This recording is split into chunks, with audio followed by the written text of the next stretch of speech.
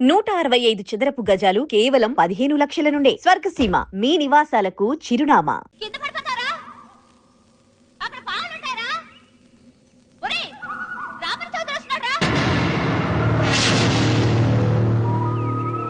ముళ్ళకి భయపడలేదు, పాముకి భయపడలేదు. రామన్న చౌదరి పేరు వినగానే రాతిబొమ్మలా ఆగిపోయాడు.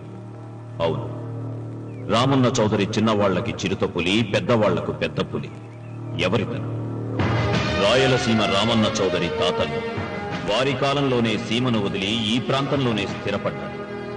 వేలాది ఎకరాలు సంపాదించి జమీందారులుగా ఖ్యాతి పొందారు. అందుకే రామన్న చౌదరిని అందరూ రాయలసీమ రామన్న చౌదరి అంటారు. గుమ్మం దాటవలసి వస్తే నల్ల చొక్కా వేసుకుని బయలుదేరుతాడు. వీధి గుమ్మాన్ని వదిలిపెట్టి పెరటి గుమ్మం వైపు నుంచే వెళతాడు. ఎందుకో, ఈమె సీతారత్నం. రామన్న చౌదరి అడుగులో అడుగు వేసి అతను మడుగులో దిగమంటే దిగే భార్య. తండ్రి కంటి చూపుతోనే సమస్తం అర్థం చేసుకునే పెద్ద కొడుకు మురళి. ఇతను ఇంజనీరింగ్ చదువుతున్న రెండో కొడుకు రఘు. తన భుజం మీదున్న జందెం కంటే ప్రేమగా, స్నేహితంగా చౌదరిని ప్రేమించే ఒకే ఒక వ్యక్తి ఈ వెంకట శాస్త్రి. ఇంతమంది తనను ప్రేమించిన రామన్న చౌదరి మాత్రం భూమిని ప్రేమిస్తాడు. తన కండతో, తన అండతో, తన మొండితనంతో కావాలనుకున్న దాన్ని ఆక్రమిస్తాడు. కాదన్న వాళ్లను కాల రాస్తాడు. ఈ భూమి మొత్తం నాది అని ఒక మ్యాప్ వేయించుకున్నాడు. ఈ కనిపించే మ్యాప్లో 90% అతను ఇప్పటికే ఆక్రమించుకున్నాడు. ఈమె పేరు నాగసులోచన. ఈ ముసలమ్మ నాగసులోచనకు బామ్మ. వీళ్ళ 5 ఎకరాలను మాత్రం ఆక్రమించుకోకుండా వదిలిపెట్టాడు రామన్న చౌదరి. అంతేకాదు, నాగసులోచనకు అప్పుడప్పుడు డబ్బు సాయం కూడా చేస్తుంటాడు.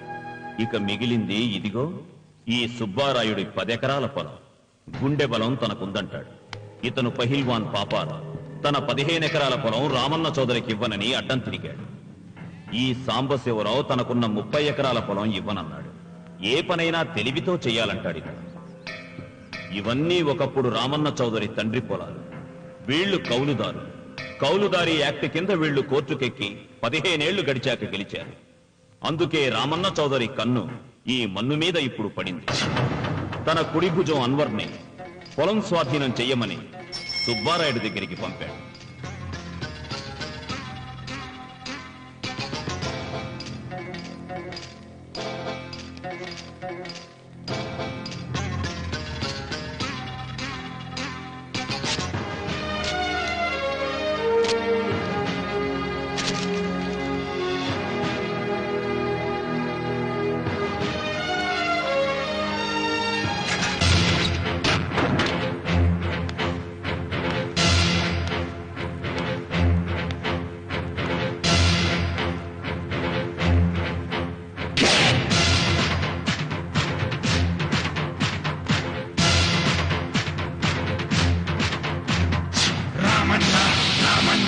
రాయలసీమ రామన్న చౌదరి.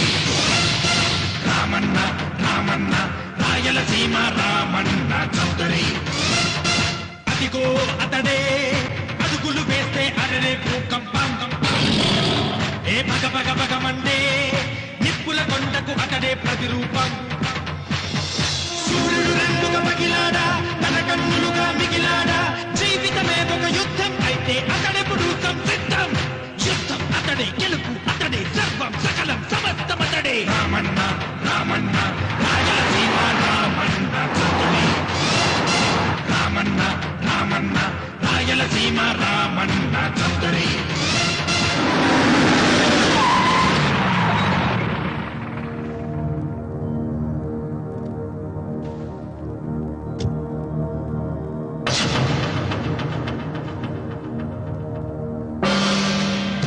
సుబ్బారాయుడు, రామన్న చౌదరి గారు వచ్చారు.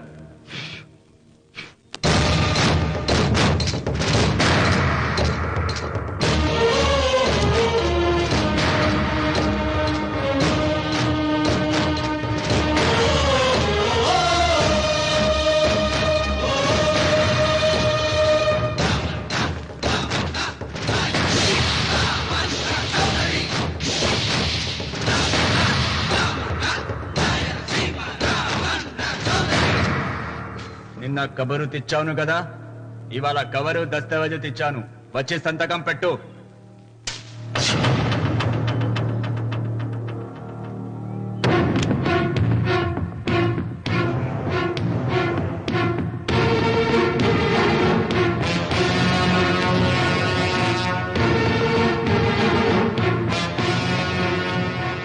వెయ్యనా తిప్పను. హే సుబ్బారాయుడు, కొండ చిల్వ నోటులు కంఠం పెడుతున్నావు, చేస్తావు. ఆకు తిప్పక ముందే సంతకం పెట్టాయి. అయినా ఆకు తిప్పతే ఏమవుతుంది నీకు తెలుసు కదా. అంత చావదొచ్చినోడు ఏం కాదులే, నా వెనకమాల బలగం ఉంది. ఏం చేసుకుంటాడో చేసుకోమను.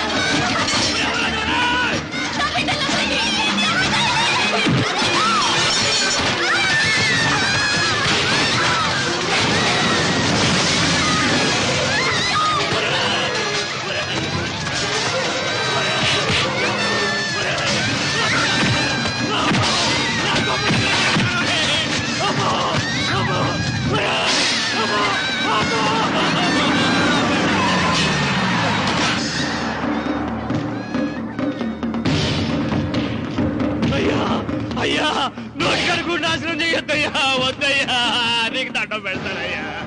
నీకు చేతులున్నది మాకు దండం పెట్టడానికే కాదురా, దస్తావేజుల మీద సంతకం పెట్టడానికి కూడా. పెడతానయ్యా, 2 రోజులు గడిపియండి. నిన్న జరిగింది మర్చిపోను, నేడు జరగాల్సింది వాయిదా వేయను. రేపు జరగబోయే దాని గురించి ఆలోచించను. ఈ రామన్న పాదం తాకగానే ఈ భూమి నా సొంతం. సతకబెట్టు.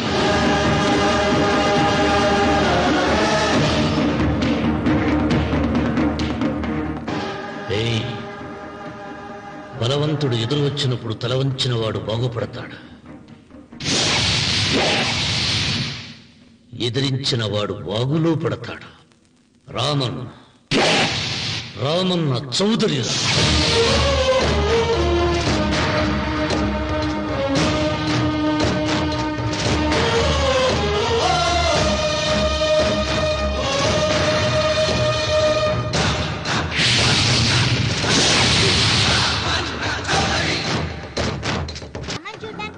ఇక్కడున్న అందాల్ని మాత్రమే కాదు, ఒక మంచి మనిషిని కూడా చూసాం. అడిగో అతనే.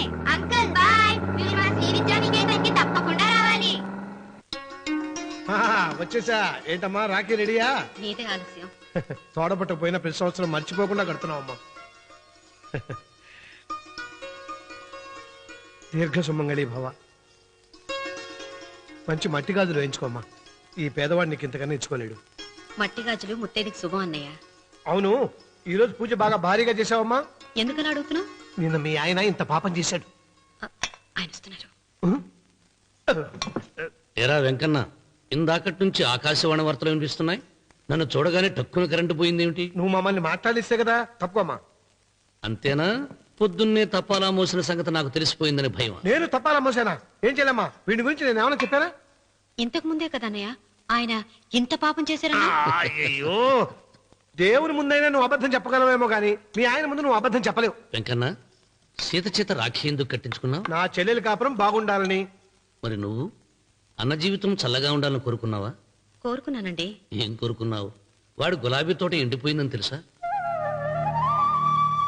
ఇదిగో సీత, రాఖీ కట్టించుకున్న చేత్తోనే ఈ డబ్బులు వాడికి. రావుడు, గులాబీ తోట ఎండిపోయిందని నాకెలా తెలుసు అనేగా. నా కన్ను నాకు కావలసిన పొలాన్నే కాదురా, నా ఆత్మీయుల కష్టాలు కూడా చూస్తుంది. టిఫిన్ తిన. మురళి, రఘు ఎక్కడ? ఒరే రఘు, ఒరే ఇంతసేపు ఎక్కడికి వెళ్ళవరా?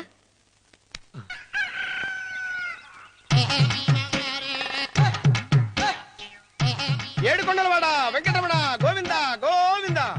జ్యోతిష్యుడు చెప్పినట్టు గుడికి వెళ్తున్నాను. ఆ పిల్లను చూపించే భారం నీదే తండ్రి. స్వామి,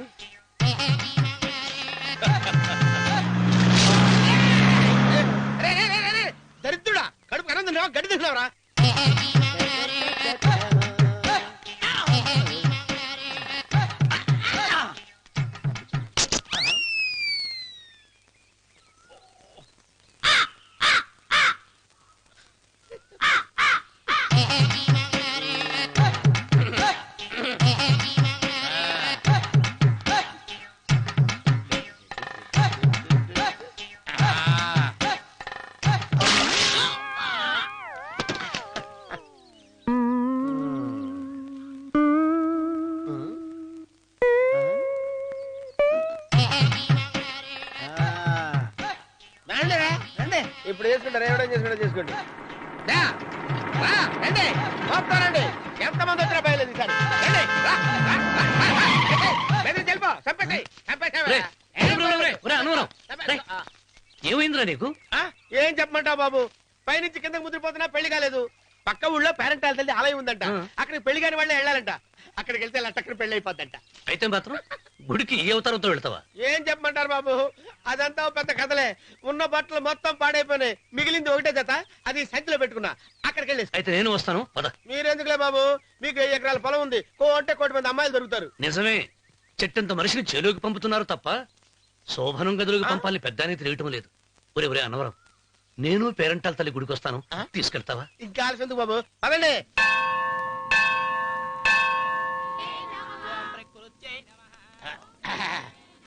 ఒరే అన్నవరం, గుడిలోకి వెళ్లే ముందు కొలంలో కాళ్ళు కొడుకుని వెళ్ళడం ఆచారం రా. బాలవాళ్ళ బాబు గారు, మనం ఇక్కడికి వచ్చినందుకు కాళ్ళు చేతులు కడుక్కోవడానిక? మీరు కాళ్ళతో కడుక్కోనండి, నేను వెళ్ళిపోతాను బాబు.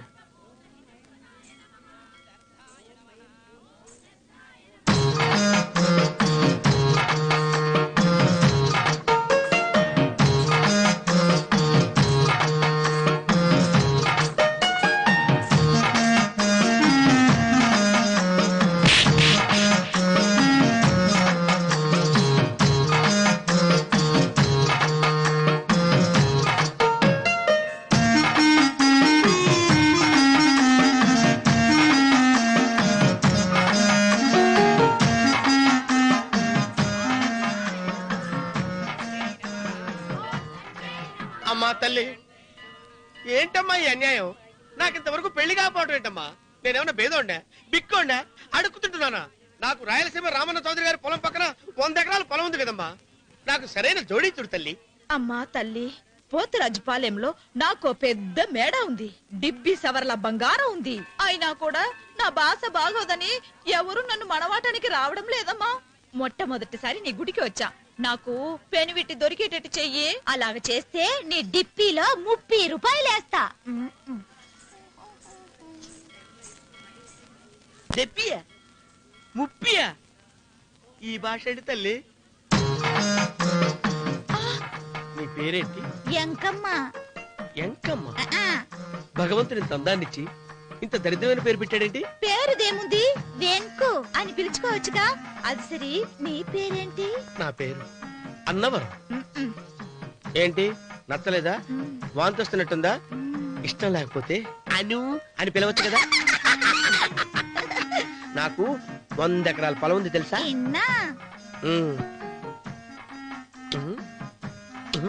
ఏంటి? నన్ను పెళ్లి చేసుకుంటావా? మంగళారం నన్ను చూసుకోవడానికి పోతురాజు పాలెంలో ఓ పెద్ద మేడ ఉంది కదా, అక్కడికి రా. మిగతా విషయాలు గుళ్ళో మాట్లాడుకుంటే ఏం బాగుంటది, అక్కడ మాట్లాడుకుందా. వస్తానా? దెబ్బి ముప్పి